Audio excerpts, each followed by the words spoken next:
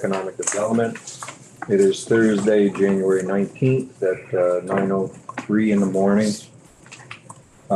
We're going to hear from, have introductions now to some of our business groups this morning. So first with us is Peter Tucker from the Vermont Realtors Association. And Peter, welcome. Great. Glad to have you in the committee, and be interesting for us to hear how things are going in the real estate business. Sure. Yeah. So thank you. Peter Tucker, I'm Director of Advocacy and Public Policy for the Vermont Association of Realtors. And thank you for having me. It's nice to see some familiar faces and, as always in these committees, a bunch of new folks. So I'd like to give you kind of just a kind of a high level of, where we're coming from with the Realtor Association. And, So before you even start that, sure. because we do have a lot of new members, I'll ask them to introduce themselves. Thank you. Hi, Edie Granning, Jericho Underhill. Hi, Edie. Nice to meet you. Jonathan Williams, Berry City. Jonathan? Yeah. Monique Priestley, Bradford Fairleigh, West Fairleigh. Great. Logan Nicole, Ludlow, Mount Holly, Shrewsbury, ranking member and realtor. Thank you. Yep. My apologies. And Realtor. And realtor. Yeah. And Mike Markoff from Coventry and Chair of the committee. Stephanie Zacharone from Brandon, I'm Vice Chair. Emma Mulvaney, Santa Cruz, Burlington. Sure. Nice to see you. Kirk White, Bethel, Rochester, Stockbridge, and Hancock. Yep. Kurt. Jim Carroll, Bennington. Heather Chase, Chester, Athens, Grafton, and Wyndham. Wow. That's a lot of towns. Yeah, I should probably introduce myself too.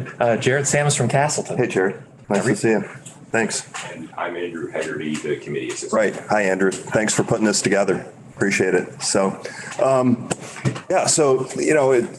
the Vermont Association for Realtors and our national association really, we kind of have two, founding principles, if you will, or kind of my marching orders, if you will. The first one is to be aware and to protect property owner rights.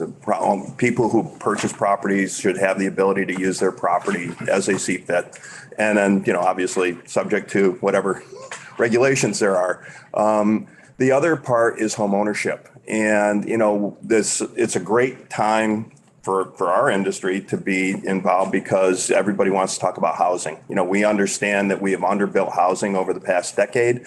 My history is 25 years as a broker, 10 years of voluntary service with the Realtor Association. So I've listened to our national economists who back in 2011 was like, we've underbuilt by 5,000 units nationwide. And then 2012, he's like, we underbuilt by 5,000 units. It's another 5,000, and it has been cumulative. So the inability of all states, our state as well, to produce housing at a level that's going to sustain good employment and our economy has been lacking. So our goal is certainly to work to provide more opportunities for folks to purchase and own their home. We really believe that institutional or multi-generational wealth is created largely through property ownership. If you owned your home over the past 2 years, you realize that there's been this huge increase in the value of that property and your personal wealth as well. The challenge has been for folks that don't own a home, they've been left on the sidelines. And how do we address that? For this committee, housing is got to be all about workforce. I would think, that our ability to provide sufficient housing is going to lead to, more productive workforces or more workforce, and is something that's going to benefit the economy of the state of Vermont. I would like to point out that housing is roughly, depends on the year, but in 2021, housing represented 16.9% of gross domestic product in the United States. Very often it's above 20%. I think only the fact that we haven't been building is the reason that it's lower at this point in time. So from an economic stimulus point of view, housing is incredibly important. It's roughly 1/5 of the economy. We actually met with Senate Economic and Housing yesterday to talk about conversion of commercial properties. This is something else that I think is going to be, interesting to this committee. We recognize that we lost over 1 million feet of space nationwide mostly in office space, as people work remotely, but certainly retail. And actually even public buildings that are less utilized now are, falling kind of by the wayside, vacant and not really used. The ability to provide some incentives for developers to take these buildings and repurpose them into residential housing certainly makes sense. The challenge is the differential between rental rates of commercial rates and residential rates. While residential rates are higher, per square foot, there needs to be a big gap there for it to make sense, or there needs to be some kind of subsidy to help. Our suggestions were kind of twofold in that committee. One, to extend historic tax credits potentially in downtowns and neighborhood areas to buildings that are being converted for residential use. That is probably enough of a gap, and that's something that is an HR bill in the the government and. I'm sorry. In the United States, the House of Representatives, they're looking at a bill that would do exactly that right now. So our national guys are lobbying with those folks to see if we can't get, some kind of tax credit for this conversion to occur. The other thing is really Act 250 or permit reform. And that's where I think a lot of the discussion is going to go this year. On a municipal level, to a great extent, Representative Bongartz is going to be introducing a bill that will address municipal bylaw and zoning regulations. But we also feel that the broader discussion on permit reform, Act 250, should be talked about as well. One specific proposal that we have is to eliminate the 10-5-5 rule. And the 10-5-5 rule says if you build more than 10 units within 5 miles within 5 years, you become subject to Act 250. This has been in place for, pretty much the whole time. I mean, it's in definitions. But what it's really done is it's limited, and we think especially small builders and small communities. If you have municipal wastewater, there's going to be incentives to get you hooked up and to build in those downtowns and neighborhood development areas that have municipal wastewater. But that's only 70 of 247 towns. It's going to require other little towns kind of left out. By eliminating the 10-5-5 rule, we really feel like we have the opportunity to encourage small builders to stay in their communities, to build 2 units here, 3 units there, without the risk of running up to the 9-unit requirement and then feeling like they have to stop. I was in Waterbury a couple of weeks ago, and when I was driving back on Route 2, I said, look at this little subdivision development that's been done. That's a triplex building. And I went, boom, boom, boom. 3 triplexes, 9 units. Guy might have been able to build 12 units or 15 units. He stopped at 9. And, to me, it was a perfect example of what the 10-5-5 rule does do, and we're missing opportunities. So, we're going to really work to try and create incentives, certainly for home ownership, but understanding that workforce development and workforce housing is really critically important. And folks that come here and rent a property and start to work here are likely folks to be candidates for purchasing a house down the road. So we're gonna work hard on all of that stuff. As far as the Economic Committee, and I do want to just keep it short at this point in time. We look at small business as they employ 60% of our workforce in the state. Encouraging small businesses and making sure that the federal funds that we have are getting to the end user, is going to be important, especially as all the ARPA money starts to wind down. Let's not leave money on the table if we can help it. We do believe that the creation of housing is going to be largely associated with infrastructure development as well. So things like TIF projects that are always, the football in the State House, it seems like, can be really beneficial, creating that baseline infrastructure. So, putting in a road, putting in, maybe wastewater lines so that development can occur along those lines. And we think that is another spot where the legislature can help. When you look at the cost of building and how expensive it is, the material costs and the labor costs are, less easy to control maybe, but there are some things that the legislature can do. And I think in terms of permit reform and in terms of infrastructure support for municipalities, those are things that can bring down the cost of construction and can be beneficial. We can't do everything, but those are things that potentially we can do. And then, our other economic kind of vision is on, what we truly are. And we are I call it a tourism economy. I mean, I think so much of what goes on in Vermont, and I guess full disclosure, I'm a skier. I'm really a passionate skier. So to me, that industry was always, what kind of attracted people to Vermont. We've gone way beyond that now to mountain biking, hiking, all kinds of summer activities as well. I moved here for the winter sports, but the first time I spent a summer in Vermont, I was like, this is a great place to live and raise a family. And I think a lot of people feel that way. One of my stepsons was actually, I think he was in Sweden and was in a gym and he told this guy, yeah, well, I'm from Vermont. And he goes, Vermont, it's such a, like a peaceful, bucolic place. And just that was an impression from the other side of the world.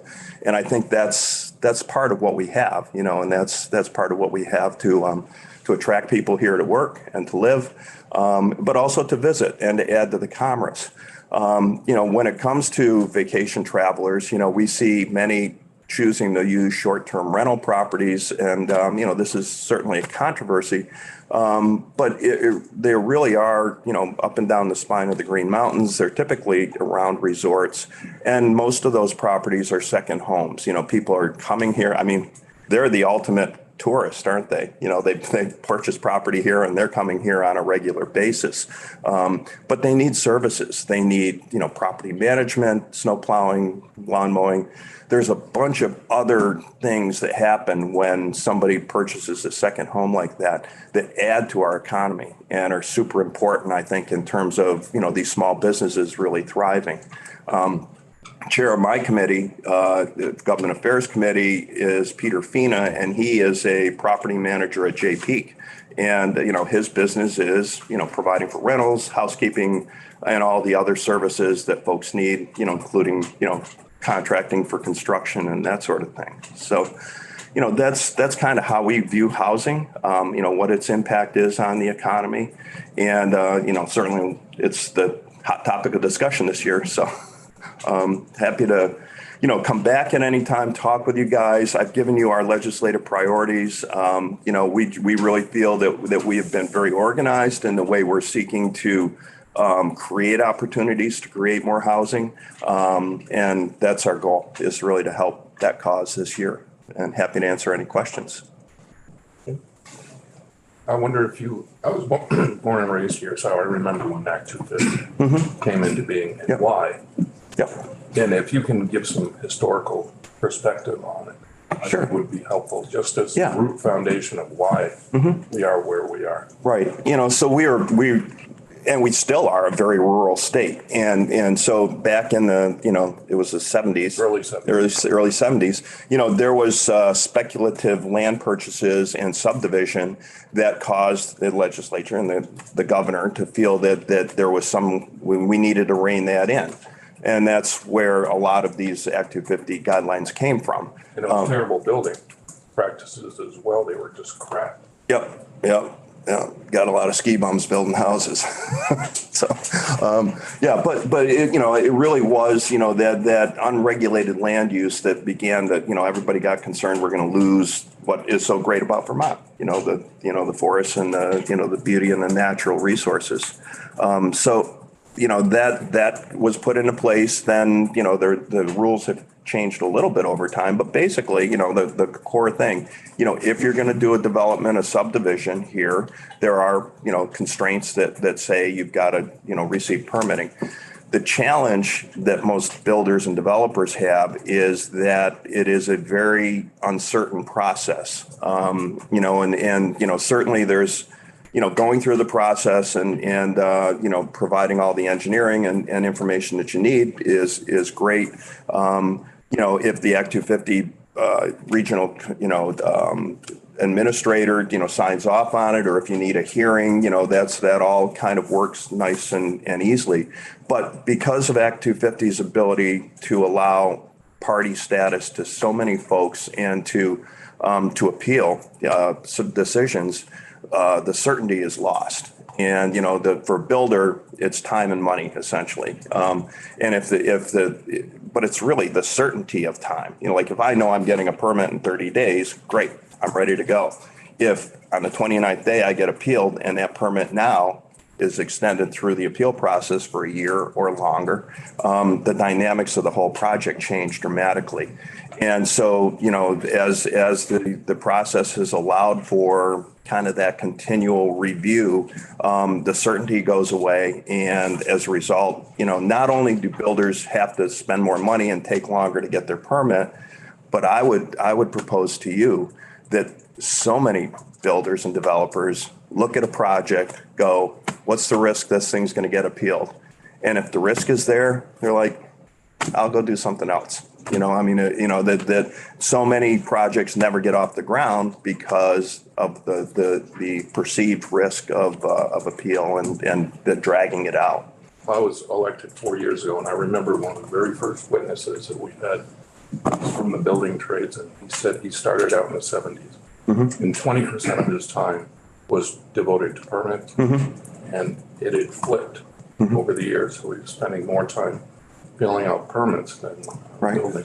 Yeah. So, one way to do that is by right permitting. In other words, say, if a duplex is an allowed use in a municipal area, the zoning administrator signs the permit. There isn't a hearing. It is an allowed use in that area, and it is a granted by right. So those kinds of administrative permits are, kind of cut through the red tape to a certain extent.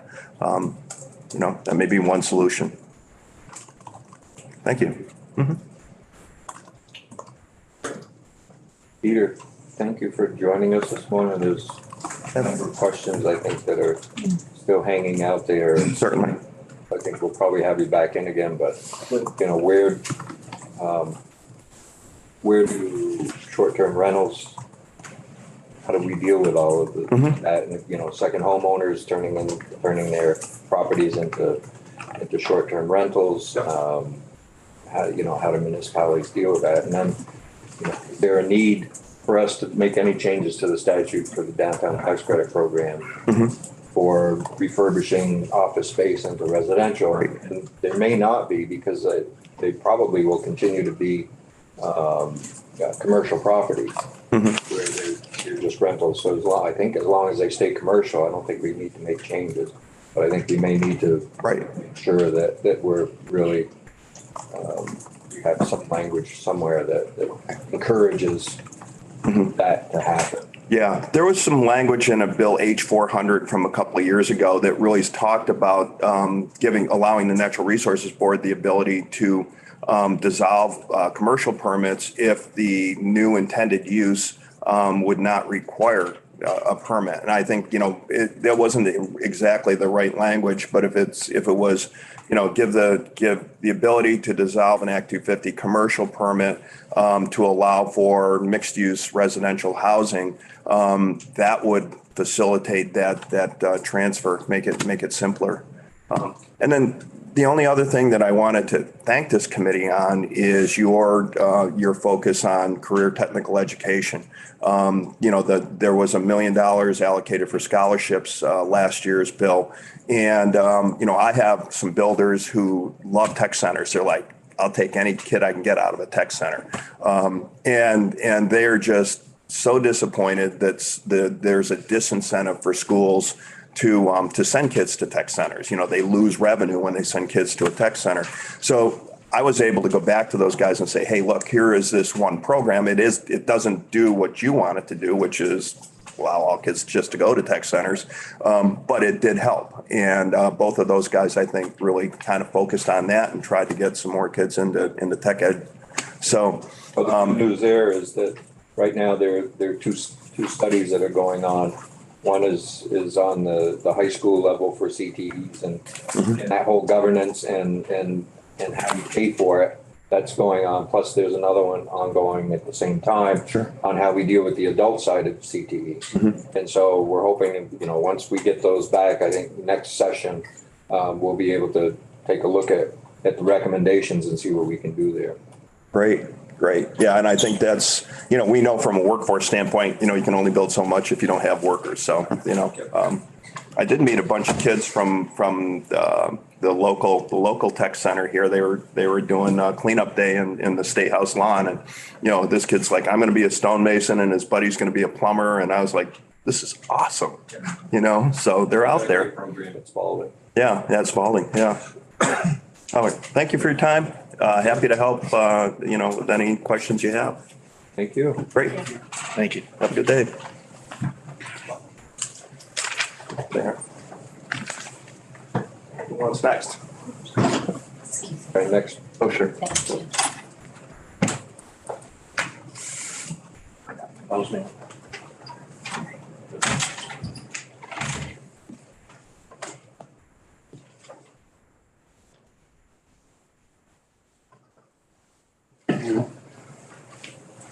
Good morning, Roxanne.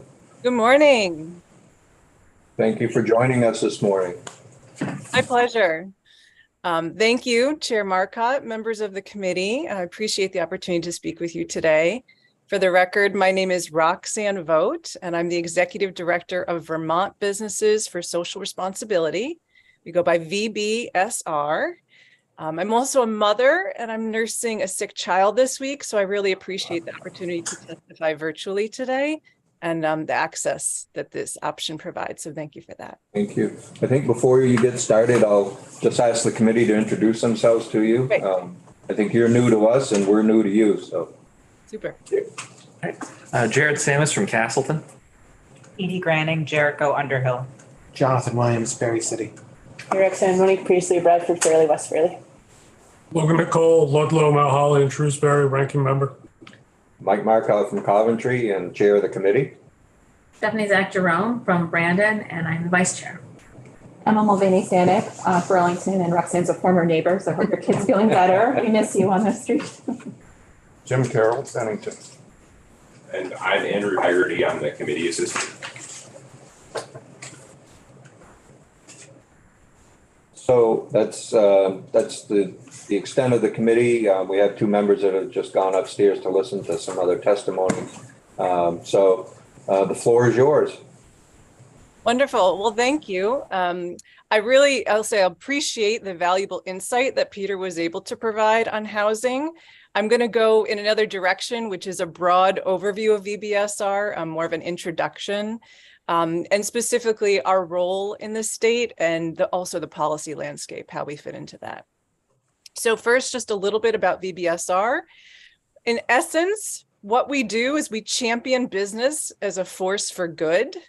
For 32 years, our mission has been to leverage the power of business for positive social and environmental impact. And we do that a number of ways: through education, so sharing learning amongst our members and the broader business community in Vermont. How can we learn from each other, our mistakes and our successes? Networking, building community, building relationships. We know how small Vermont is and the importance of that. And then advocacy. And I'll speak to that a little bit more in detail later. So we have 700 members across the state, representing all sectors and geographic regions of Vermont. We have sole proprietors, we have the largest employers in the state, and what unites us all is our collective vision, which is a just, thriving, and transformative economy that works for all people and the planet. So just a little bit more about our size and scope. Again, we have 700 members. We have a board of 20 people from large companies and national brands like National Life and Seventh Generation. to growth stage businesses, Mamava, Lawson's Finest Liquids in the Mad River Valley, and startups. Adventure Dinner would be an example. So our board has really great representation of our membership, and supporting our board are 7 committees that bring voice to how we want to advance our mission. And this includes our public policy, which is a group that meets monthly. Our public policy committee meets monthly to guide how we do our policy work. And they start with principles, but also influence the decisions we make throughout the session. So that's a very active group for us. We have 7 staff in 4 counties, from St. Albans down to Brattleboro. And we do endeavor to engage our members across the state. And we do that both through virtual experiences and in-person activities.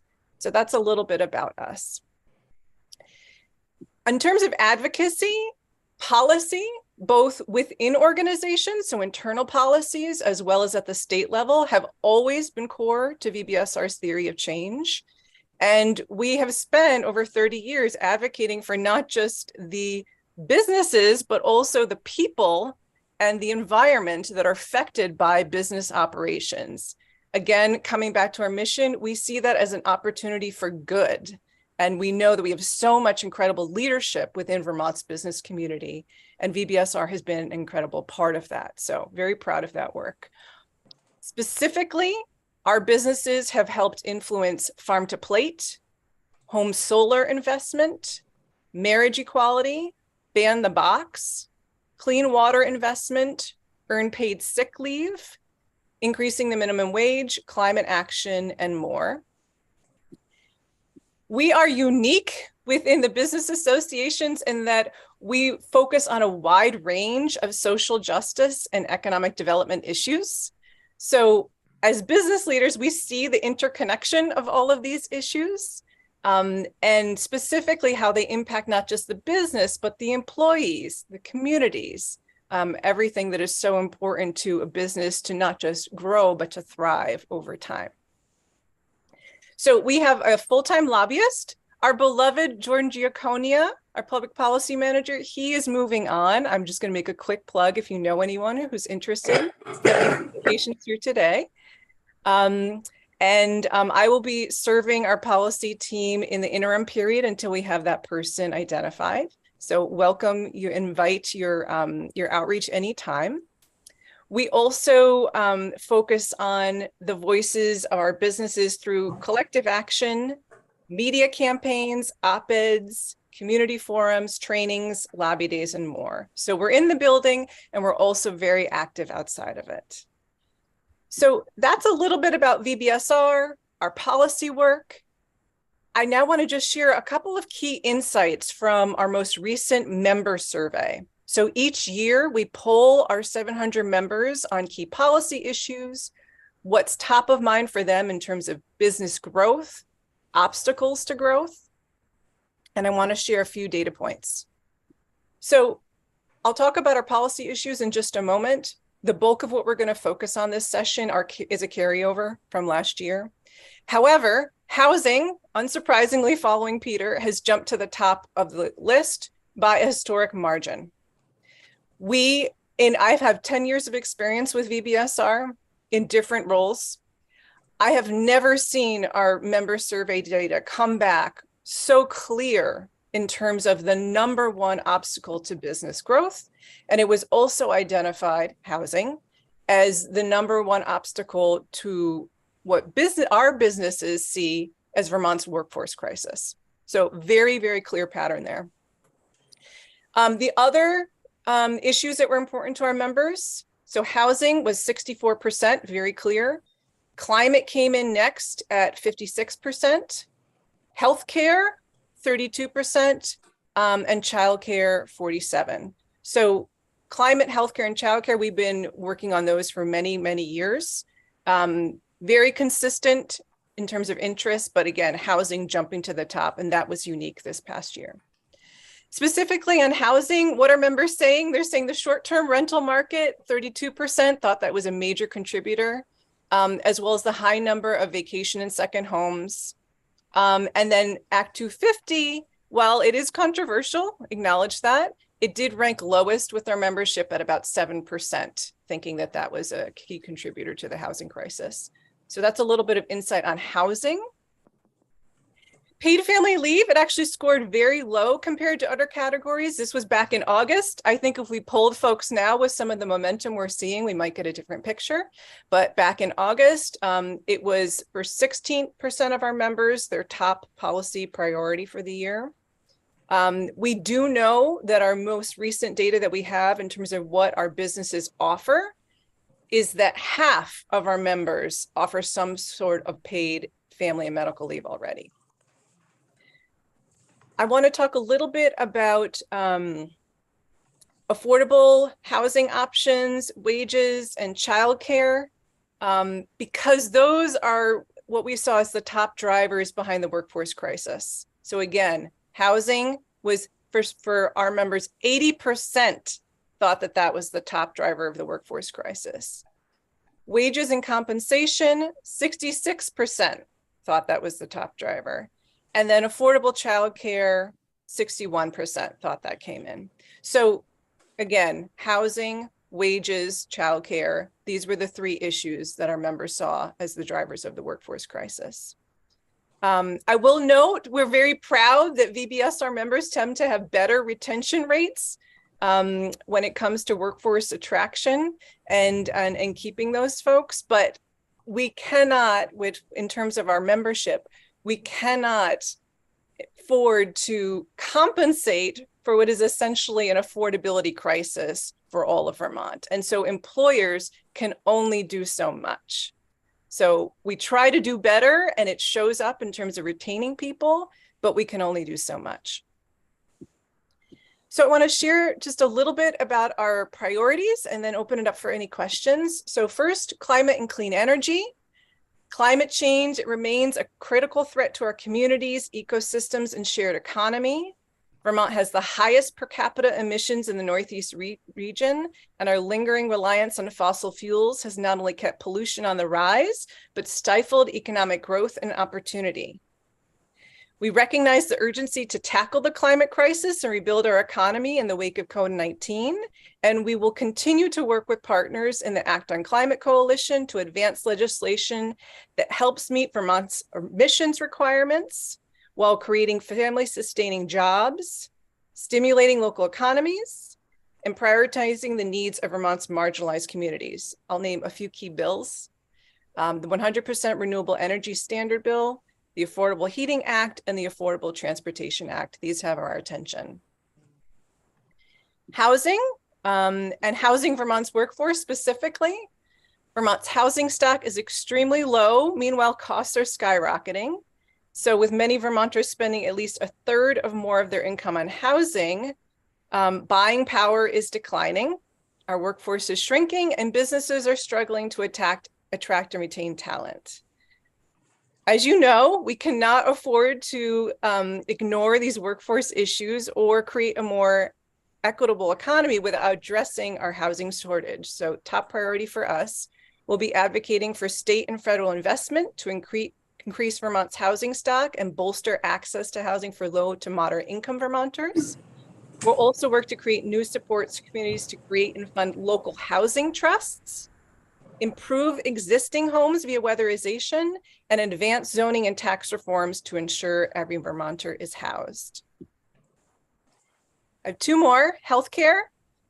Employer-sponsored health insurance is unsustainable, unfair, and bad for our economy. The average cost to an employer for a family healthcare plan is approaching $20,000 a year. The growth in healthcare costs is unsustainable and hampers job growth and salary increases. Of course, the COVID-19 pandemic has only exacerbated these challenges with increased insurance costs and mass job losses, which have disrupted healthcare coverage for countless people across the country and exposed the folly of our employer-sponsored health insurance system. Vermont needs to continue to work to find ways to reduce unnecessary waste in our healthcare system, invest in primary and preventative care, and support proposals to increase Medicaid funding for healthcare providers in Vermont. This will stabilize our system of care and reduce the financial burden on commercial payers. Lastly, what we're calling the care economy, paid family leave and childcare. Workers across every industry and earning group benefit from investments in childcare and paid family and medical leave. When done right, these benefits create predictable employment conditions, promote economic mobility, and serve as a critical tool for recruiting and retaining prime age, high quality workers, building our local labor force. To ensure all families with young children have affordable access to high quality childcare, VBSR will advocate to transform Vermont's Child Care Financial Assistance Program, CCFAP, support our early education workforce, and establish a long-term sustainable funding source for Vermont's early childhood education system. Meanwhile, we will also be working to advance and fund a paid family and medical leave program, one that is actionable, affordable, and just. So I know that was a lot of information. I hope that that was helpful, and I do invite any questions or comments. Thank you, Roxanne. Any questions for Roxanne? Edie? So I just have how many or what percentage of your businesses are nonprofits, or are they all for-profit businesses? We are about 20% nonprofit organizations, and the rest are for-profit. Eric? I was curious. Now, what is the size of VBSR in terms of the number of businesses involved with your organization? So we have 700 members. Each of those is an organization. Some may have hundreds to thousands of employees. So we haven't done the estimate in a while, but you can think of it, we're in the tens of thousands in terms of our total network in the state with all of the employees. Other questions for Roxanne? Perfect. Roxanne, thank you for joining us this morning. We appreciate your time and hope your little one feels better.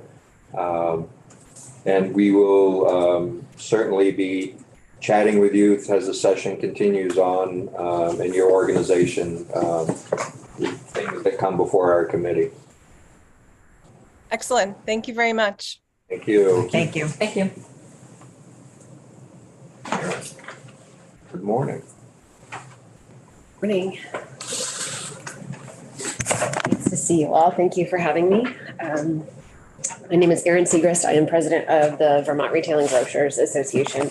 Nice to see those of you that are coming back, and welcome to those of you that are new. I look forward to meeting each of you over the next couple of weeks. Just for disclosure, I'm a member of the Vermont Retailing Grocers Association. So Vermont Retailing Grocers Association is a statewide organization. We represent about 750 members across the state. Our membership is rather diverse and inclusive of a variety of different types of businesses and business models.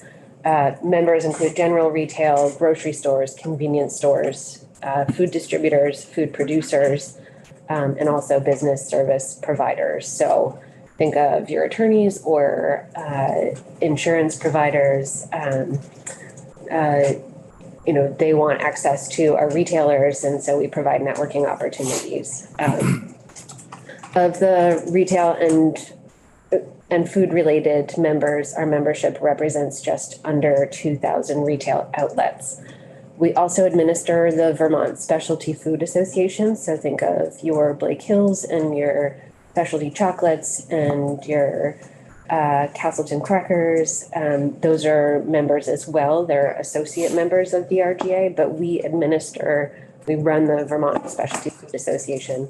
And you'll also hear from Matt Coda in a little bit. Matt is our lobbyist for the Vermont Petroleum Association. So we do a little bit of everything. I will also share with you that we have experienced the workforce shortage just like everyone else in the state. We do a lot, and right now we are at least 50% capacity. There are two of us in the office. This is our busiest time of year. You will see me in the State House, maybe not every single day, but I will be here as much as possible. And like our membership, retail certainly touches many of the different committees here in the building. So again, you'll see me here running around the State House, but also I'll be spending a lot of time here in this committee as well. I won't touch on everything because I'll keep you here all day. But some of the issues that we are focusing on this year, obviously, we are right there with everybody else. Addressing Vermont's housing stock is a high priority for our members.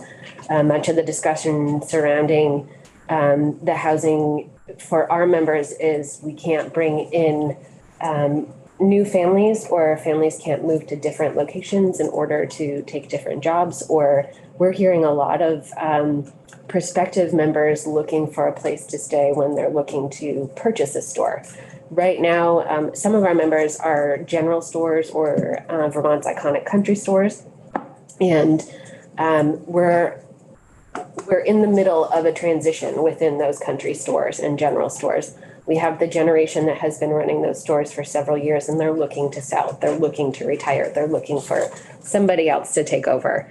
And quite often, many of the people that have been taking over those general stores are coming from out of state, which is really exciting. But those people coming from out of state also are looking for a certain, I don't want to say level of lifestyle, but they don't have access to housing that doesn't require upgrades or weatherization, et cetera. So the housing stock is a significant issue for our members, and as you've heard, pretty much everybody else in the state as well.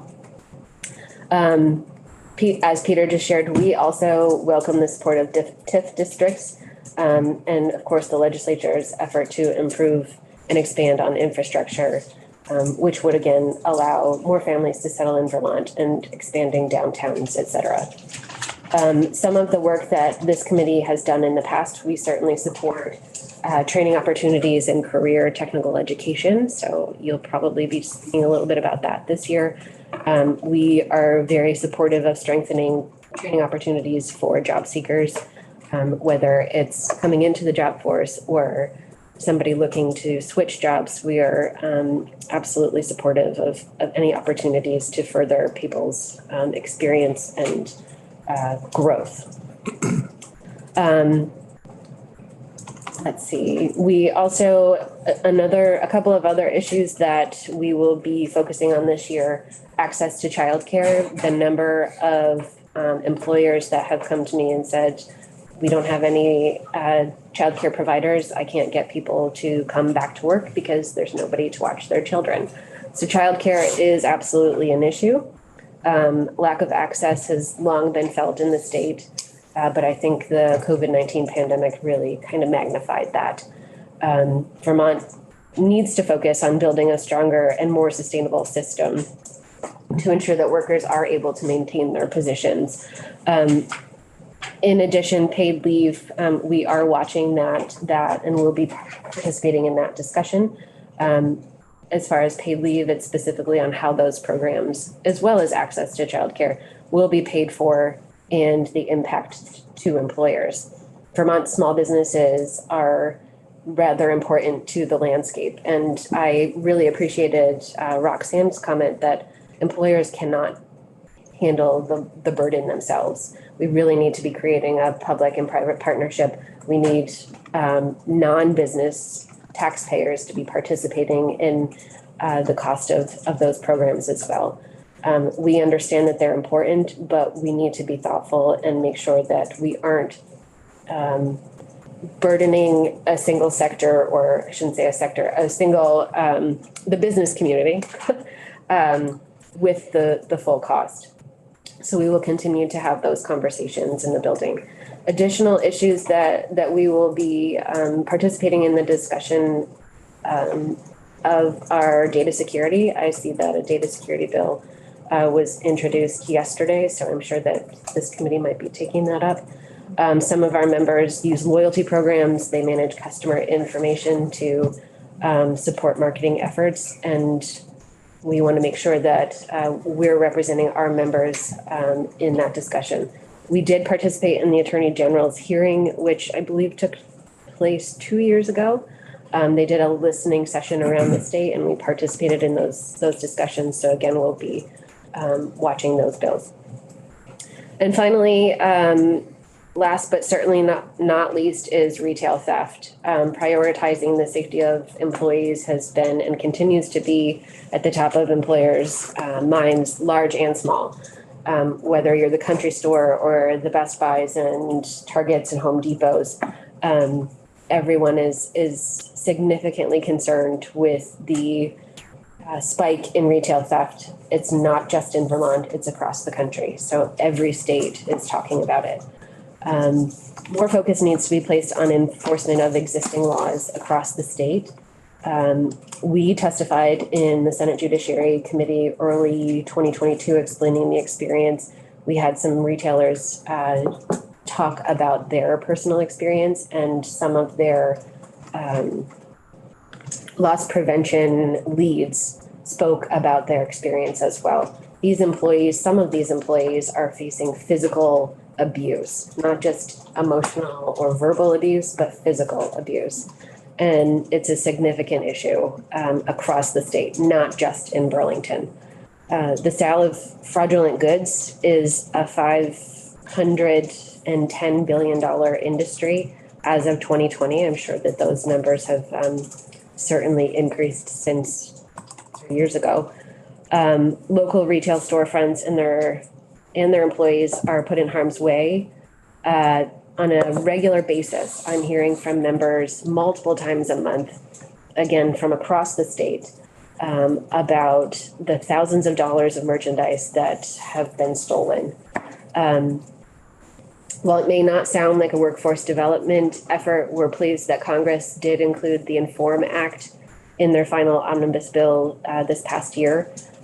We believe that it will help existing employees feel safe in the workplace. So the INFORM Act, real quick, it requires any seller of products on an online marketplace to identify and verify who they are. So you think of the organized retail thieves that come in and steal thousands of dollars.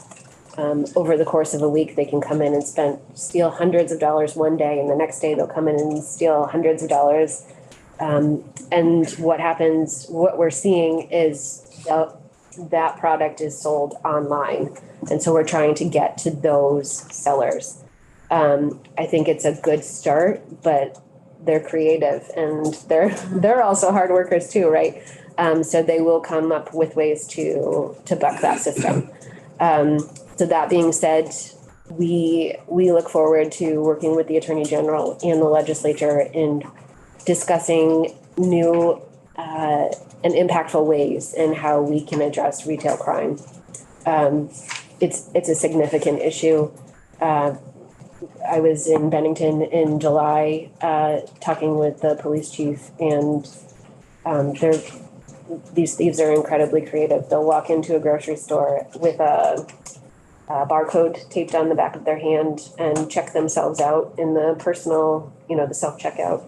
And it could be a cart full of steaks, and they'll just scan the back of their hand and put the repeatedly with each product? Yes. Yep. They're all priced at 10 cents? Like $2 has been the normal barcode, I guess. So, we've shared that with our retailers. It's incredible what they come up with. There are people who have the audacity to fill up carts and just walk right out of the store. And retailers don't want to put their employees in harm's way. So many of the retailers are just saying, let them walk out.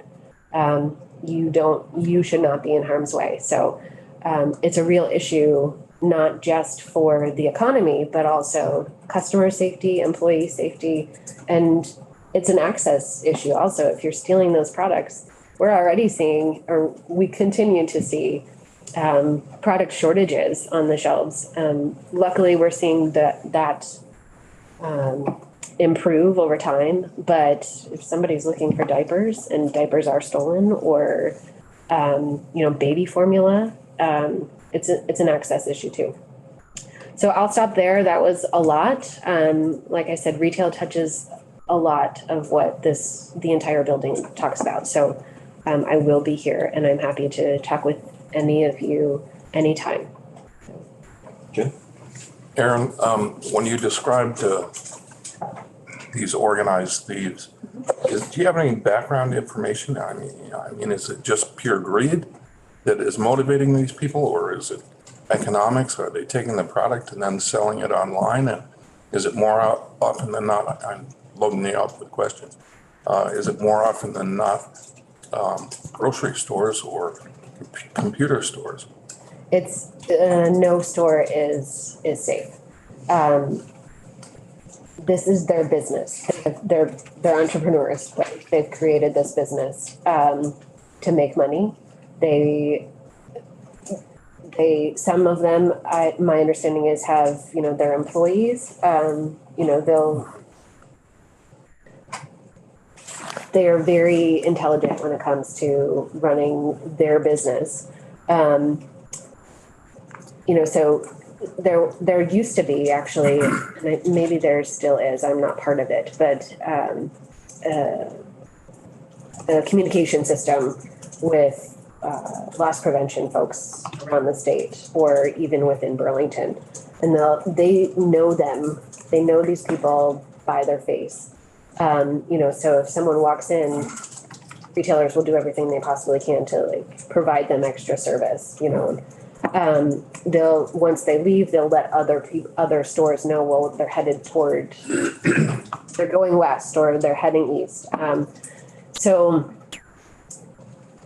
we don't necessarily know why they do it. It's a business that they have created, and it's probably a very lucrative business. It's just not the business that you and I would want to conduct, right? Now, this barcode thing, it would suggest, and I'm just playing this out in my mind, it would suggest that they have some sort of inside information within the store, because from what I understand about barcodes, they're unique to a product and to a store. Is that, or am I inaccurate on that? They're not unique to a store. They're unique to a product. Okay. Stores can have their own unique barcodes for packaged food. So if it's a grocery store, they have their own barcodes for a steak or a piece of fish. But barcodes are attached to products. I don't think that it's insider information.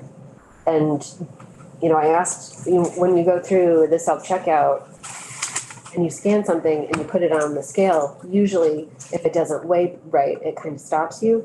I didn't get a clear answer on how they get past that. Yeah, because from what I understand, when you put a steak on is a scale, yeah, and then put cornflakes on there, there's a difference. Right, but it doesn't matter. So, and maybe they're just bypassing the scale also. Maybe it's something that doesn't need to be weighed, right? So they scan it and then just bypass it and put it in the cart. I don't know, but it's happening. It's pretty ingenious. The only thing you'd have to weigh would be fruits and vegetables that are sold by the pound. Yeah. Everything else, even meat, it's already done and Right. barcode is there. So Yeah. all you got to do is take a barcode off of anything. Right. Just use that to scan. So you can have you'll have 25 cans of fruit juice or something. Yeah, right. I'm very grateful to your members who donate a great deal of their product to food shelves and meal sites Yes. across the state. Speaking as a food bank employee, the Retail Partner Association, so much of the food that food insecure people rely on is salvaged from grocers. So thank you for that. I'm curious if your organization has a position on things like food deserts, position or policy on things like food deserts, food security. I surmise, it's a supposition that some of the people who are engaging in this retail theft of foods is purely because they are hungry. And so I'm curious if your organization has stances on that. We don't have a written stance, but it's a conversation that we have started to have. It's certainly something that we are supportive. in partnering with the legislature or communities to help eliminate those food deserts. It's certainly something that I would love to sit down and talk with you about. Sure. Having more information than myself right now about the food deserts around the state. It's certainly an issue, and I think that has been part of the discussion when it comes to shutting down some of the country stores, right? When a country store closes, sometimes they're the only one providing access to Three Squares Vermont or WIC products. So it's certainly an issue that we should all be focusing on a little more as well. Great, I'd be happy to talk with you further. Great. Erin, do you at all facilitate some of the sales of or the changing ownership of these smaller stores in rural areas? We do not facilitate that. If we do have a couple of members that have come to us and said, I'm looking to sell it and sell my store. And we can put them in touch with commercial sellers, commercial brokers, but we don't facilitate those sales. Yeah. Other questions for Erin? Right. Erin, thank you. Thank you all for your time. Thank you. Nice to see you all. Kevin?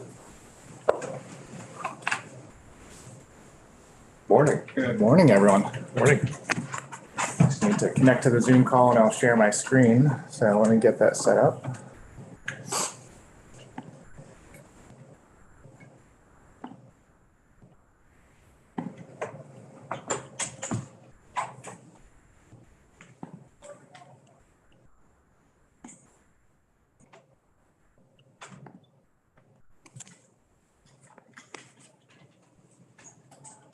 There we go. Let's see here.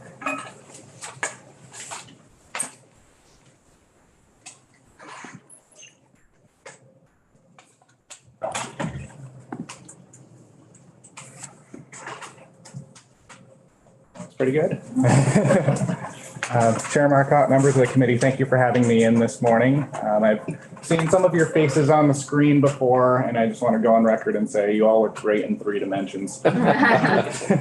My name is Kevin Chu. I'm the executive director of the Vermont Futures Project. I'll say a few words about myself, and then I'll also talk about the Futures Project as well, since I'm meeting many of you for the first time. So I'm the son of immigrants. My parents came to Vermont, of all places, in 1986. I have an aunt who married an American. They happen to have a home in Shelburne, and that's what led me to sitting here in front of you today. My parents made that brave decision to come to the United States in their mid-20s with no knowledge of the English language, didn't have a college degree, and they took that leap of faith for the American dream, for economic opportunity. And I'm so grateful for their bravery that led to the life that I have. And I think what they found here was something even better, not just the American dream, but the Vermont dream. They found economic opportunity, but they also found a very supportive community, and they learned to love the place that is Vermont too. They even learned to love winter, or at least they pretended like they did when I was a kid. So I share that as background about who I am and what I'm bringing to the table and how I approach my work. My parents have both since passed away, and I feel like to honor their legacy, I can do that through the work of the Vermont Futures Project. So the Futures Project is a nonpartisan organization. We focus on data and research as it relates to Vermont's economy. And the key question that we try to answer is up on the screen here. So we have a mission question rather than a mission statement, and we pursue answers to this question here, which is how can we use data to support the evolution of Vermont's economy towards a thriving future with opportunity for all? And we partner with other organizations around the state. We like to be sort of the data partner to pursue answers to some of these key questions. And I'll say a little bit more about some of the guiding principles for our work on the next slide. So one of the things that we try to do through data is dispel the zero-sum myth. We use data to bring people together from different perspectives for productive discourse, aligned towards common goals and values. It's not just all about the economy. It's not just about the environment or society and equity, but how do we make all of these things work together? We have to, right? And I think too often in public discourse, these perspectives get pitted against each other as if it is a zero-sum game. We can only focus on the environment at the detriment of the economy or vice versa, but it doesn't have to be that way. And I think data is a really good equalizer to bring people together and have productive conversations. The remarks earlier by Peter, he mentioned what makes Vermont so remarkable, so great. And he mentioned the natural landscape, talked about the trees and the mountains and the water. And I would argue that people is also a critical part of that, the people here in the state and the communities that we've built and how they intersect with our environment as well. So when I think about a thriving future for Vermont, people is one of the first words that pops into my head. And you'll see why. So simply put, Vermont needs more people and more people need Vermont. That's the key takeaway from today. I'll share some data to back up that statement, but that's the key takeaway, which is Vermont needs more people and more people need Vermont. So the next few slides, I'll do what I call 5 data points in 5 minutes. And you can put a clock on it and see how well I do. I also coach track and field, so I like to time things. The first data point is about our workforce shortage. So what if every unemployed person in Vermont found a job? There are about 8,000 job seekers right now and about 23,000 open jobs. And we won't even get into why a 0% unemployment rate would be bad for the economy, but let's just make this sort of assumption and say all 8,000 job seekers found a job in Vermont. We still have 15,000 remaining open jobs. Now, the 2 decades prior to COVID, there was not a single month in which there were more than 20,000 open jobs in the state of Vermont. So 2 decades. Yes. So 20 years leading up to COVID, there wasn't a single month in which we had more than 20,000 jobs open in Vermont. We've been over 20,000 open jobs in Vermont for the past 2 years. Right, and we're at historically low unemployment rates, labor force participation is low, so those job openings aren't getting filled. There aren't enough people to fill those jobs, right? When we talk about workforce, we're really talking about people. We haven't reached the point with automation where we could just fill all those jobs with robots. We still need people here in Vermont. So I said we need people, and then I take a look at the census data, and of course, population's going up, and you may say, well, we're getting more people, so what's the problem? Well, we need to see if some of this increase is, I'll use that popular word that the Fed used for a while, transitory. We don't know if the increase in population was just a short-term response to COVID or if this will be a long-term trend. And even if this increase is part of a longer-term trend, the population gain from 2010 to 2020 was only about 17,000 total people, which isn't much. Remember, there are 23,000 open jobs. So I think one of the things I try to remind myself with data is it's not always about providing answers, but it's also about how to use data to ask critical questions, right? I said we have a workforce shortage, and then I said we have more people. So why do we have a shortage of workers if there are more people? Well, we also have to ask what's the composition of our population? And how can this data help to prepare us for a future based on some of the trends we're seeing? So critically, the age distribution of Vermont's population factors into these conversations about the economy and the workforce. You can see here that this is the age distribution broken up into 5-year buckets, and there are 2 peaks in this data, one of them in the 15 to 24 age group. And the reason why is because census data includes college students. So we see a peak when we include the college students, and then we also see what happens after graduation. But I see that as a sign of hope, right? They're here in the state, and if we can help them develop the relationships in the communities and show pathways for staying in Vermont, retention's often easier than recruitment. They've already raised their hands and said that they like Vermont. They've spent several years here. Many of our college students are coming from out of state, so I think that's an opportunity. The other peak is in that 55 to 64 age range. And time only works in one direction. I drew a vertical red line there to indicate what typical retirement age is.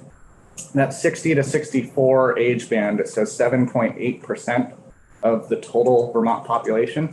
That equates to about 50,000 people, right? So if we sit back here at this table in 5 years, and again, time works in one direction, that's 50,000 Vermonters who are going to be at that retirement age. Right, and then that bucket from 55 to 59 is not much smaller than the 60 to 64. So in the next decade, there will be about 100,000 Vermonters reaching retirement age.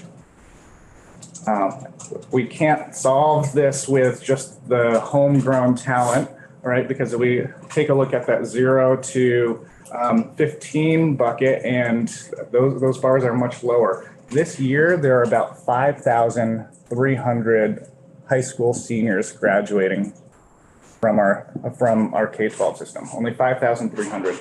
In the past 2 decades, our total K-12 enrollment has gone from 100,000 down to 80,000.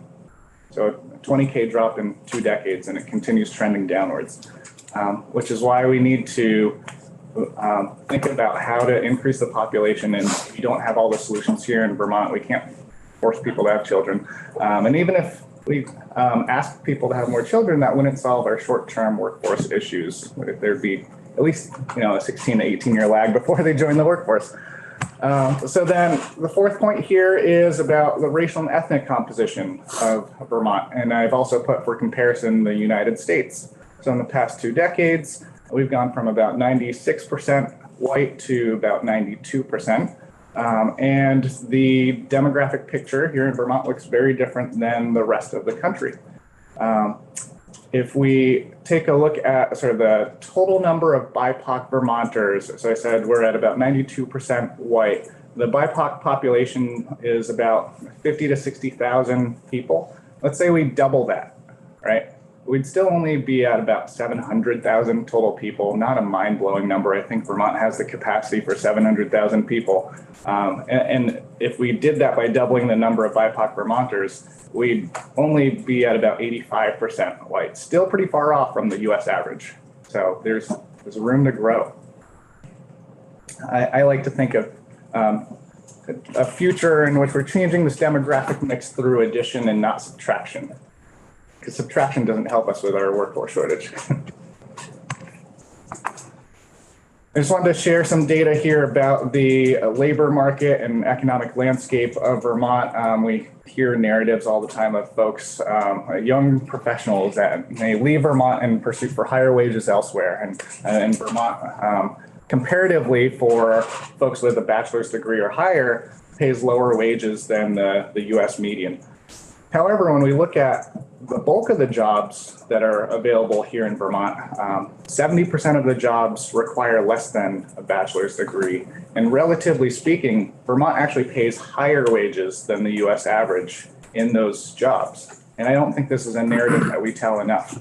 The challenge is, how do we make it viable for the folks who are making less money, who have less than a bachelor's degree, to be able to afford to live here? And how do we tell them about the opportunities that are available here?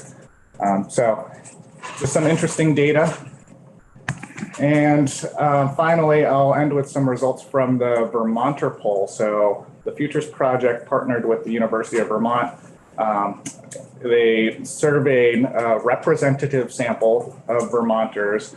And the question that the Futures Project asked was, are you supportive of growing Vermont's population size to strengthen its workforce? 49% of Vermonters said yes, 38% said no, and 13% were unsure. Right. And I would ask each of you to think about your constituents and think about how they might answer. And this to me is one of our biggest challenges, but also biggest opportunities, right? We're pretty close to that 50% mark. We've got a lot of people on board. And maybe data is a way to help bring that conversation forward so we're all aligned towards common goals. So do we need more people? Key takeaway, right? If you want more housing, we need more people to build it. If you want more childcare openings, we need more people to work in those childcare facilities. If you want solutions to address climate change, we need more people to create and participate in those solutions as well. That way, Vermont has a greater impact in the solutions that we're pursuing. And if you want a more equitable, just, and inclusive Vermont, well, we definitely need more people. Say it one more time. Vermont needs more people, and more people need Vermont. Great bumper sticker. Thank you for your time. Thank you, Kevin. John? Regarding automation, I know it's more the realm of science fiction, but I have had friends in the service and professional economies who have lost their jobs to things like artificial intelligence, paralegals who are no longer employed by family law firms because it's much easier to task an application to research case law. Graphic designers who are completely out of work at the moment because of things that are scouring the internet for the biometric data that we talked about yesterday and then compiling it into an artist's rendition of whatever person sitting at a desk. So to what degree are we taking those issues seriously, especially with the advent of things like self-driving vehicles, regarding CDL, commercial driver's licenses, that sort of thing? I mean, and my second question is, and this is related but distinct, is isn't this a problem that solves itself regrettably, with the advent of climate change and climate refugees? Are people going to move here regardless because of the wildfires out west and the lack of water and those sorts of things? It could be, and I would then ask if our communities, so first qualifying question, do we need more people or do we not need more people? And if the answer is no, we don't need more people, then let's think about the actions that we might take as a community. We probably wouldn't build more houses, right? And what would that do when people start trying to move to Vermont because they're fleeing climate disasters? Well, we've seen what happens when a limited housing stock encounters increased demand from external buyers. It creates difficult conditions for the housing market, right? But if we answered that first qualifying question with we need more people, then we might anticipate some of the effects of climate change and how that affects people globally. And the second part of my statement here, more people need Vermont, sort of touches on the climate piece, right? And I'd rather be proactive in how we address future conditions than reactive. Sure. Morning, Kevin. And I know I was here last time and we had a little bit of conversation about this. I really appreciate the of all the points the data points you decided to kind of distill down to is the reflection on like our racial demographics in the state. And then if we have an idea of really wanting to build a population, that is a major component to be considered, especially for a more equitable Vermont and inclusive Vermont. So I'm just wondering, like, in terms of building strategies that not only will retain BIPOC Vermonters who want to, stay and live in Vermont and feel included and feel like there's a sense of belonging, but what are some more forward-looking ideas? We heard from Susanna Davis, the executive director of the Office of Racial Equity yesterday, and she really challenged us to think, in a good way, I think, around not pattern matching, meaning not thinking about replicating what we're doing now and expecting different outcomes to oversimplify it, but to more importantly, build for a Vermont that we really want. And if we want a more diversified state, if we want to even blow through those numbers you suggested of doubling the size, what are just some recommendations about a future Vermont that's more really, truly more diverse and also has that real commitment to a sense of belonging? Yeah, I'll share one that comes to mind. There's some recent novel research by a Harvard economist, Raj Chetty, who studies economic mobility and social capital and the power of networks in enabling economic mobility, and really identifies places within communities where there are authentic relationships being built that allow for economic mobility to happen. So as we think about the thriving future of Vermont that we want to build and the infrastructure that it would take, we should also think about the interaction between people and that infrastructure and how we either bring people together or how we might sometimes unintentionally keep people apart. Couple of things. Go ahead, Edie. Oh, I was just gonna ask, thank you, I appreciate that. I appreciate the focus on abundance rather than scarcity. I think it's really important that we all understand that we can grow larger and that everyone can do better. So I think that's really an important focus. Do you have housing numbers for Vermont? You know, what our housing shortage looks like? I know you have lots of data and I appreciate the stuff you brought with us, but is there a place that you have more data that we can access? I could share some resources, certainly in a follow-up with this committee. Housingdata.org is a really good resource. VHFA partnered with UVM to build a data dashboard focused on housing. About 7 years ago, the Futures Project put out a recommendation that Vermont needed to be building 5,000 new units of housing each year. And we haven't been close. We look at the building permits data. It's been a little over 2,000 per year for the last 5 or so years, well off that 5,000 pace. And each year we don't hit that, we're sort of going into a housing stock debt. And that debt keeps growing.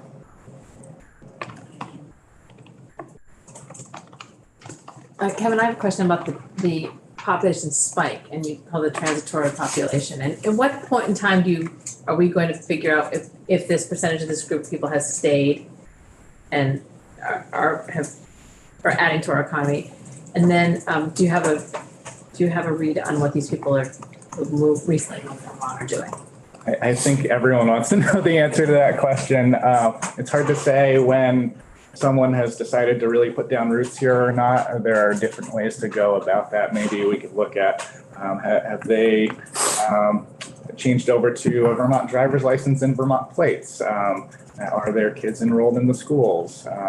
Perhaps there could be a lag in some of the tax data, but tax filings might be a way of seeing if they're truly Vermont residents or if they're just here temporarily. Those are some of the things that come to mind, but I can't sort of put a definitive timeline on when we might be able to start calling them Vermonters. Yeah, it's a question I think about too in my own community, because I know a lot of homes are purchased, and I'd like to sort of see if those are now going to become vacation homes, or are they actually going to be permanent residents? Yeah. I will say that we see that increase in the population, so we know those people are here, whether it's temporarily or permanently, but there's a role that we can all play too, right? Welcoming in folks who have come here and they maybe haven't made that decision of whether they want to stay long-term or not. And if we can create inclusive and welcoming communities, it increases the likelihood that they may stay, which is a positive for our state. Here. So one thing I noticed, and thank you again for addressing the specifics regarding population. I think when people see the census data and they look at the 18 to 24-year-old age bracket, they think, oh, we have so many young people in the state. And as you mentioned, it's the college age population, and then afterwards it drops right off once people graduate and high school students and whatnot. So especially regarding the transitory period, I noticed that there's quite a difference in the graph for the folks that are in, let's say, their 40s to starting to approach 50s, and then you have the transitory population, they're approaching retirement. Now, in your opinion, what will we need in terms of population growth in order to sustain where we're at right now? Because from what I can tell from that growth, in the next 10 to 20 years, we're actually going to have these numbers actually increase in terms of workers leaving the workplace. Mm-hmm. So even just in terms of maintaining the numbers that we have now, because the numbers that we have are actually going to increase due to that transitory period and that sudden drop off with the next demographic moving forward.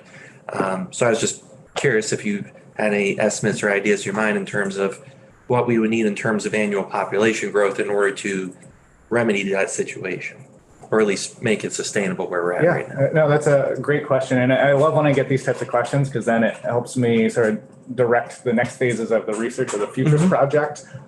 We had put out a number in terms of the workforce, how many people we would need to add each year to sustain a vibrant workforce in Vermont, and it was about 10,000 each year. And certainly when we say population growth, it'd be great if that growth happened in some of the younger age cohorts, the working age population, maybe families moving here with kids.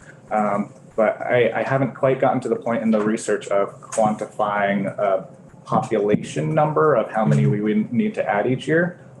Because even with that, right, then if we start to peel it back, well, what if that population growth all happened in the 80 plus category? That actually might make some of the conditions worse in terms of the workforce and the cost of providing benefits and the fact that a lot of the workers now are supporting both the older population and younger population. There's a high dependency ratio is the term I'm looking for in Vermont, and it's projected to grow. Kevin, thank you. I certainly want to have you back in again because I think there's a lot more questions. Questions, keep them coming. One of the things that I noticed, when we talk about our unemployment rate is low, but it doesn't take into account people who have left the workforce and are no longer saying that they're part of the workforce. That's right. And we need to understand what is in that category. And, I think it's around 12 or 15,000 people. Are they retired now? Are they do they have issues with childcare? Do they have issues with, taking care of people? And how do we re-engage them and get them back into the workforce? The other piece was when you were showing, the wages, the average wage for someone that doesn't have a high school degree, or I don't see anything in there that talks about certificates and apprenticeships. And, that's something that we really zeroed in on, and it would be great if we could include that, because it's looking like here we're talking about higher education and people just going to college, and we need people to understand there's another piece to that, and that's the certificate programs where people can spend very little money or and then get well-paying jobs that are right at the professional level of someone with a high degree. Yeah, I totally agree with that.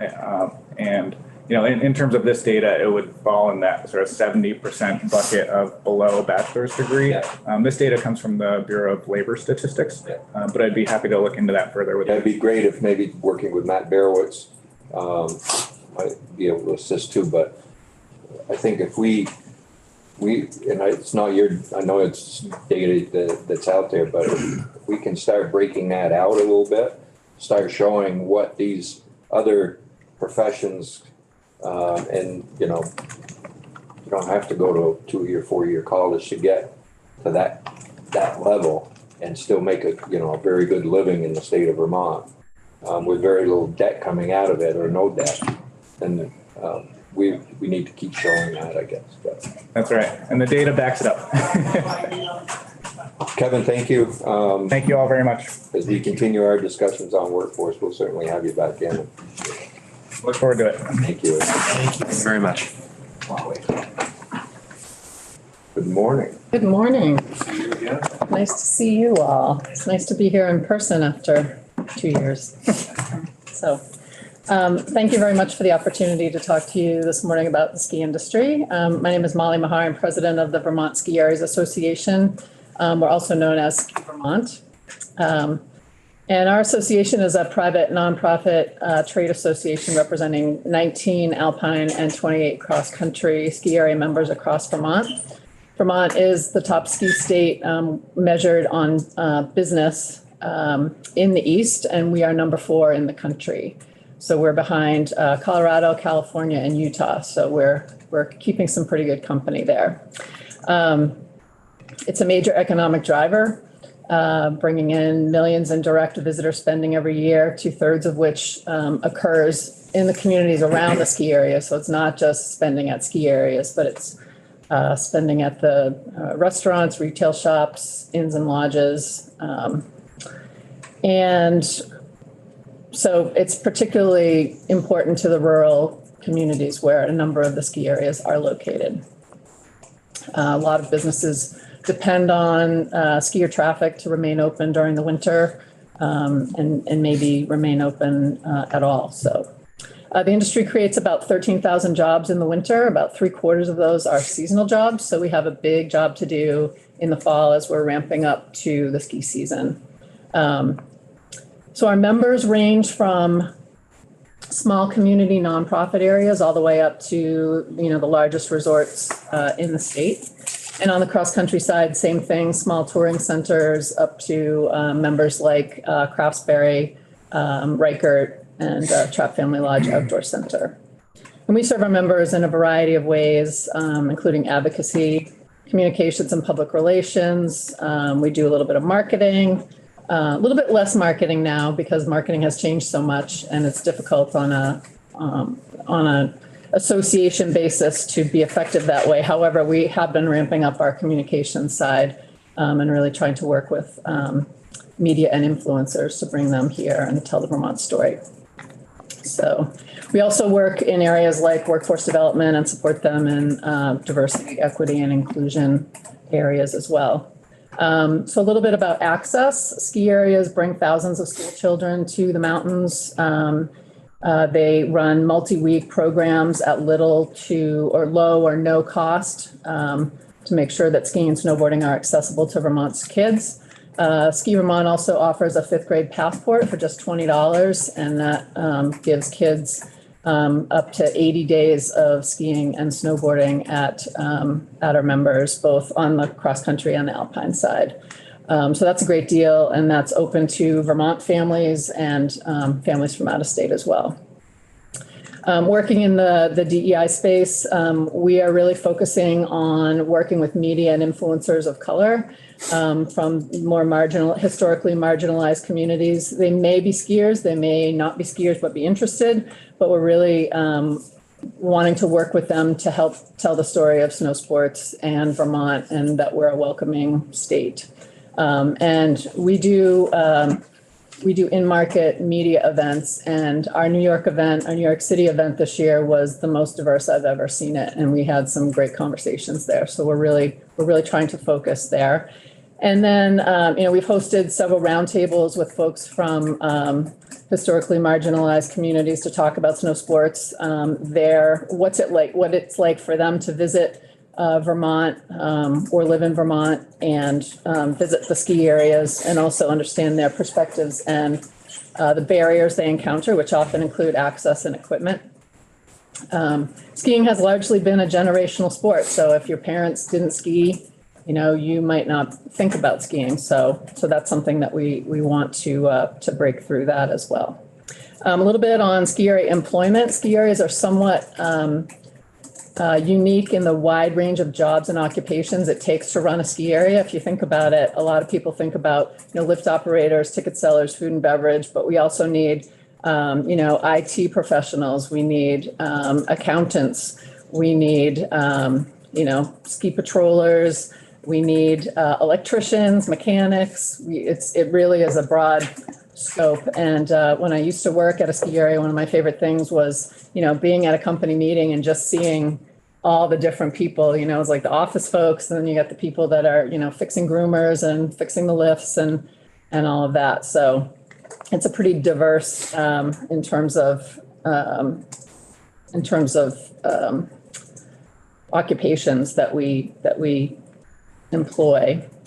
And typically the ski industry provides pretty good opportunities for upward mobility. It's not uncommon to hear about someone who started as an entry-level person and then moves up into a management position. So that does happen fairly frequently. And of course, ski areas have workforce challenges on top of the demographics issues that we face in the state, which we've talked a lot about. Also, the rural locations of many ski areas make it challenging as well. I will say that ski areas have raised wages in the last year between 6 and 30%. And a number, they're paying well above minimum wage for entry-level positions, and then it goes up from there. We've got several, or I would say a number that are paying a starting wage of $20 per hour right now. So,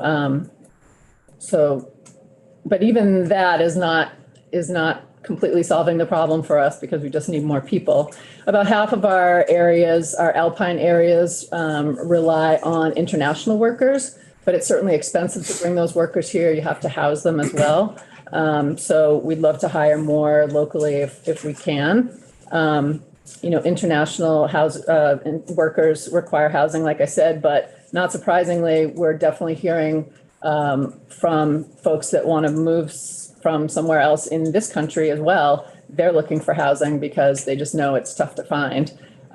So ski areas are working in several ways to increase their housing options, either repurposing inns and lodge, buildings that have been used as inns and lodges, building new ones, which you may have seen recent coverage of Sugarbush. Smuggler's Notch is working with NVU Johnson to use some of their dorm space, which is a nice match for their J1 students because they're here on, they're not just here to work, they're here for a cultural exchange too, so they can be on a college campus with other folks of their age. So that's working out pretty well. In terms of workforce development, we are supporting students in pursuit of higher education. Our organization, we sponsor 3 scholarships each year for Vermont high school students that are moving on to study hospitality, ski area management, environmental studies, and some of the trades as well. And many of our ski areas, I would say most of our ski areas, also sponsor scholarships for graduating seniors in their communities. We are working to support the Vermont State Colleges, which obviously are transitioning to Vermont State University. In particular, we've been working with NVU in terms of making sure that their resort management program remains strong because we have a number of graduates from that program that are working here in the state and other places, but we like to keep them here in Vermont if we can. So we want to see these programs remain strong because it's very important to our industry and supporting their place-based learning programs with internships and co-ops, the ability for those students to learn on the job and get some good place-based experience. And in turn, we get qualified candidates that have contacts with the industry, so they're more likely to stay here, we hope, after they graduate. And then supporting apprentice programs and internships. And in specific, our organization supports the Tramway Maintenance Technician Program, which is, it's an apprentice program that is overseen by the Department of Labor. It's a 6,000-hour program, similar to electrician or plumbing. And we hire the instructors and run the classes because there's 3 levels of classes. So we're usually running, 2 to 3 or maybe 4 classes each summer to help upskill existing employees and then get new employees into that trade. So that's a pretty important one for us. And then I'll just finish up with, in issues of importance to our industry. Obviously, climate is a key issue for us, both at the state level and the national level. Ski areas have been working on efficiency and sustainability for the better part of, or I'd say over the last 20 years, with Efficiency Vermont as a strong partner of ours. So we're not just doing things the same way we've always done them. And efficiency measures are not only good for business, but certainly good for the planet as well.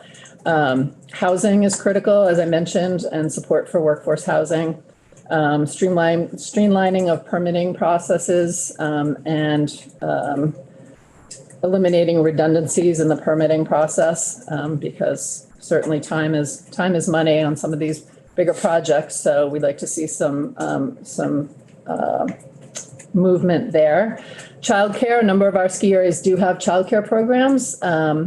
They are using many of their slots for their own employees. and giving them either free childcare or reduced cost childcare. But certainly that takes some slots away from the traveling public as well. So that is an issue for us. Growing our workforce, need to welcome more workers, as Kevin just talked about. And the data that Kevin's organization puts out is really helpful. And our organization is a supporter of Vermont Futures project. And we think it's important to, put money in marketing the state as a place to a great place to live, work, and play. And certainly the housing comes into that as well. But we kind of have to be moving on those fronts together. And then ongoing funding of training programs, CTE, and supporting apprentice programs are important to us. So I'll leave it there. And if anyone has any questions.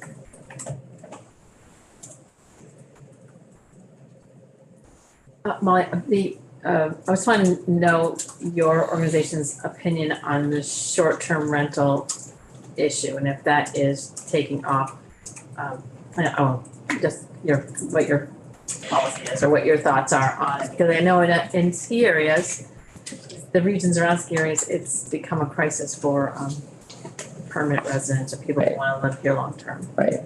It's kind of a double-edged sword, I would say, because we do need short-term rentals, but we also need places for our employees to live. So it comes down to, there's a balance there. And I think we would like to see, a registry program so we can kind of get a handle on, there's data out there in terms of how many are in these communities, but it would be nice to get a handle on exactly, what is in each community and how is that affecting those communities. So I think we would like to see that as a starting point, at least. Other questions for Molly? Molly, thank you for joining us this morning. Thank you very much. Thank you. Thank you for snowing it down. It's coming tonight, I know. on Sunday, next week.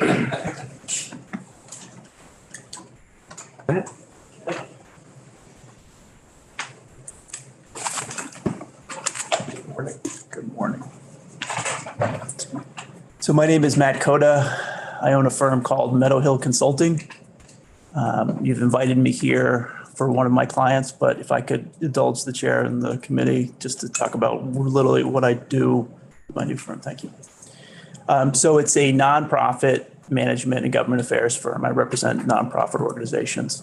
I also manage 4 of those organizations. One is the Split the Ticket Fund, which is a heating systems charity that I created 15 years ago. There's the Vermont Fuel Dealers Association, which is a trade association of oil, heat, and propane providers in the state.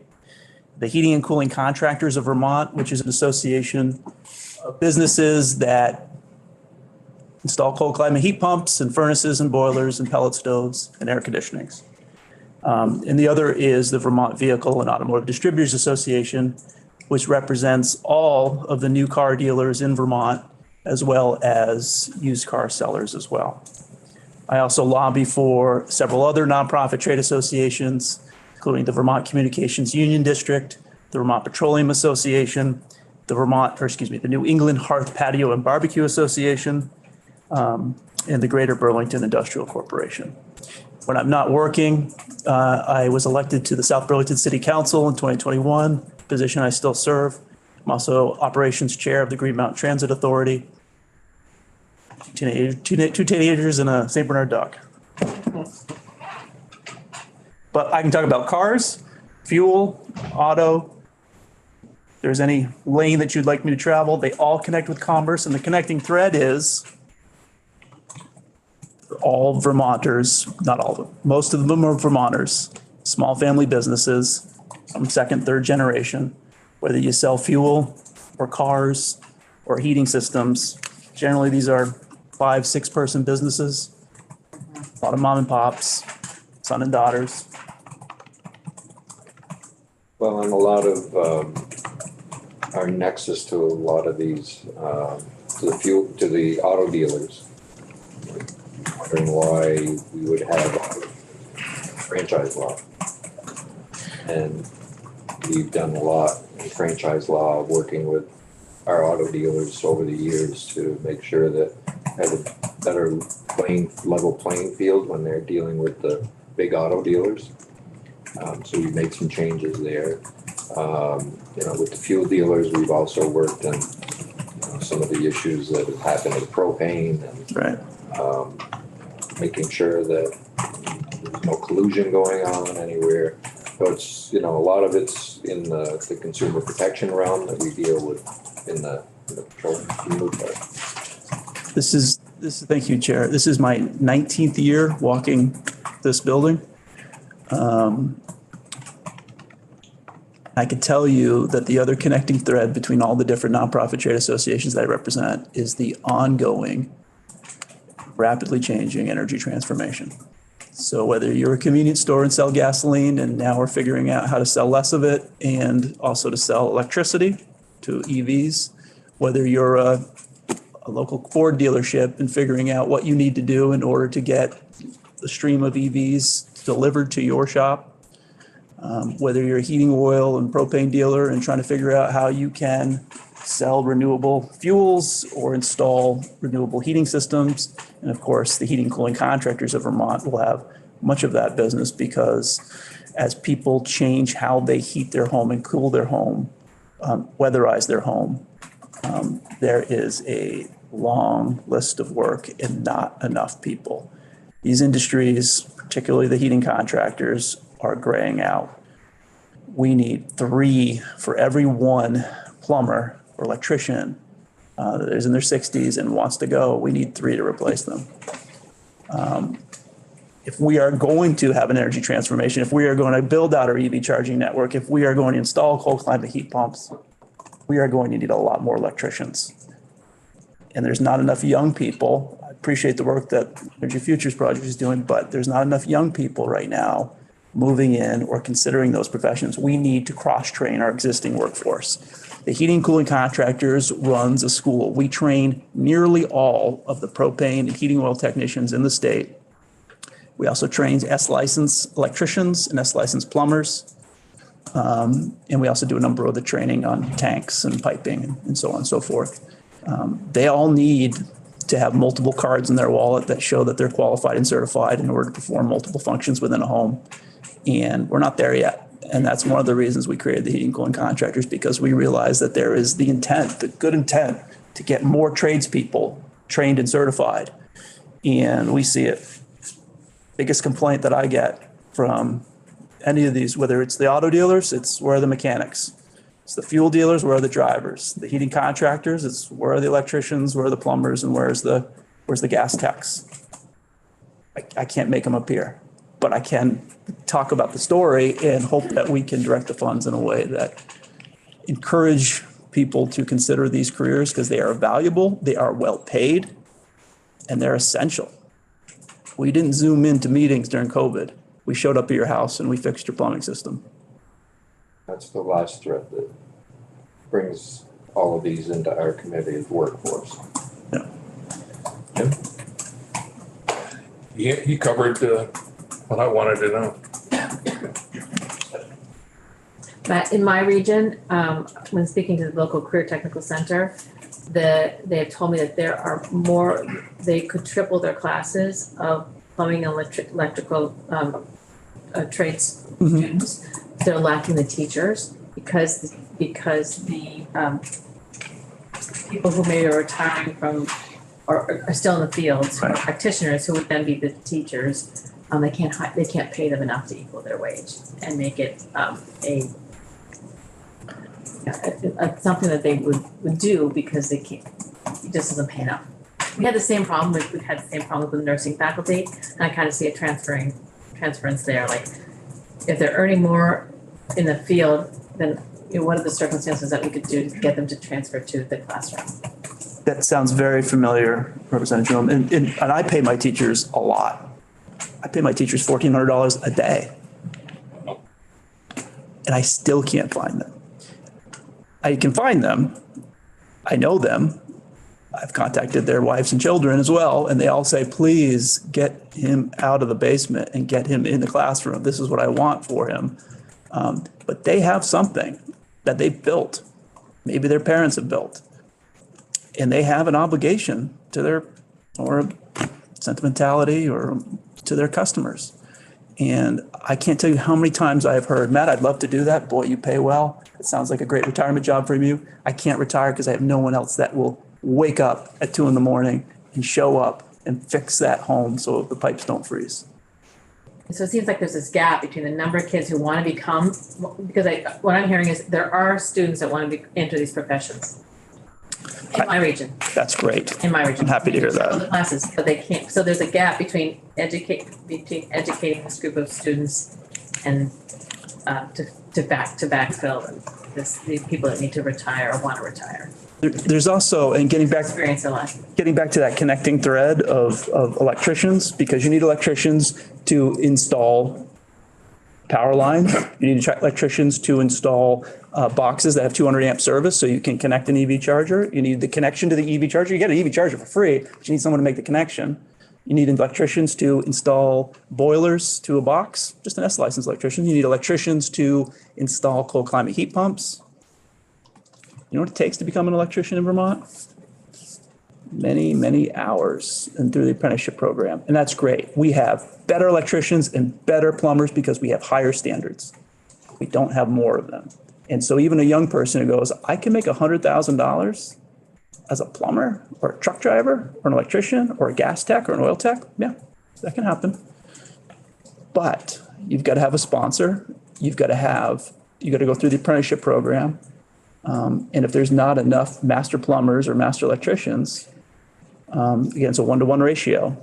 That's how the apprenticeship program works. I don't know how we ever catch up. I don't know how you have that energy transformation that everyone wants, and we have all this money that wants to make it happen. It doesn't happen without people. To follow on the same thread as Vice Chair Jerome, one of the other things I noticed too, especially in our region for RCTE, especially hearing from the teachers and the administrators, one other restriction that they are noticing that's actually deterring people that do want to work with it is having the extra education requirement in order to teach the next generation of students. So you'll have somebody that is a master plumber or master electrician that's been practicing their trade for 15, 20, 30 years, but then they go into the classroom and then they have to take an extra 2 years of education in addition to everything else that they've done over the years, which at that point in time, a lot of people say, well, why would I spend 2 years of my life getting an additional degree to teach these kids when I'm already retired? So it's an extra kind of piece of red tape that people seem to be having to go through to teach these programs. I haven't heard that, but I do know Bill Lucci in Rutland, and he does a fantastic job. Mm-hmm. Our training programs are really cross-training the existing workforce. These are getting gas techs to become electricians. These are getting oil techs to become plumbers. These are getting drivers to become gas techs. And we have a system for the tech centers to train young people, right? We need more than that too. And that's sort of my piece of this. Not a question so much as just a comment. I had an electrician friend of mine. We started leasing an electric car, and I had him come and install my charger. And he said that he was on his way to retirement, wanted to retire, and said that he was full-time just installing electric vehicle chargers because it was really good money. You could do it in a day usually. Didn't really need to go in crawl spaces or do any of the normal harder parts of that job. And he was still making really good money just doing that, cutting out the entire rest of his business in new construction or other. And to me, that just spoke to the workforce challenge that we have with electricians, especially in my area. I mean, it's everywhere in the state, but in my area, we have a really hard time finding electricians. And he was just saying there was no way that he would take on any other work because he was just able to do this easy job, which he could do in a day and be done and not have to worry about anything else.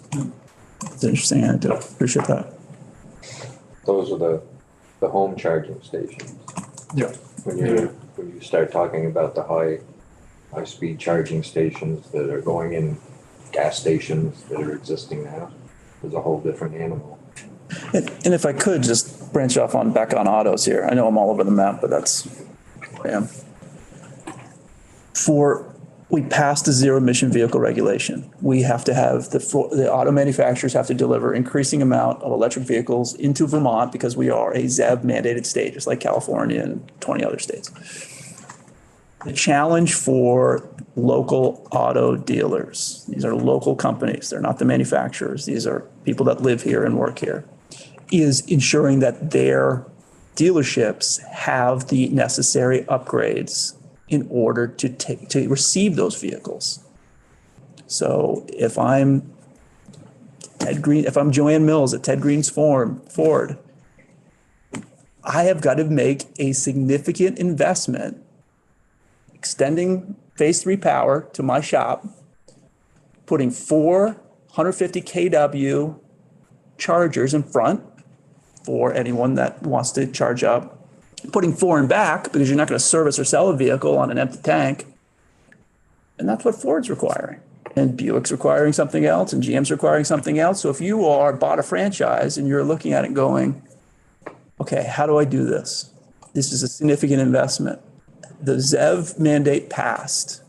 And I think there's an assumption that, well, that's it. It's going to happen. There are some pieces in between that have to happen as well. Even if Ford can deliver and GM and all the rest of the auto manufacturers that are on board with this idea, even if they can deliver the vehicles to Vermont, they will not if the local dealers, the mom and pops that I work for, that live in your towns, if they haven't made the necessary upgrades to their equipment. And then what's going to happen? Well, then they're going to lose their franchise and become used car dealers. That's what Joanne's facing. Sell out to a bigger company or become a used car seller by 2026. Which, by the way, 3/4 of our cars that we sell are used. So, I mean, there's a thriving market for used cars. So that's not, I don't want to diminish the used car dealer market. But it is, my son's a master electrician and they were installing those higher speed chargers at Shortstop in Derby. And this was part of transportation, the Agency of Transportation's push to get these out. But, you know, there's a lot of work that goes into just installing those. And there's hiccups, and they had some. You know, these chargers are coming from overseas. They weren't American made. So there's a lot of different things that are going on. They were supposed to have a ceremony of, you know, having people come up and, you know, having the agency in and all that. And it hasn't happened yet. That was supposed to happen in October. So there's going to be hiccups, and we don't have enough of those, you know, those electricians that have the experience of putting these in yet.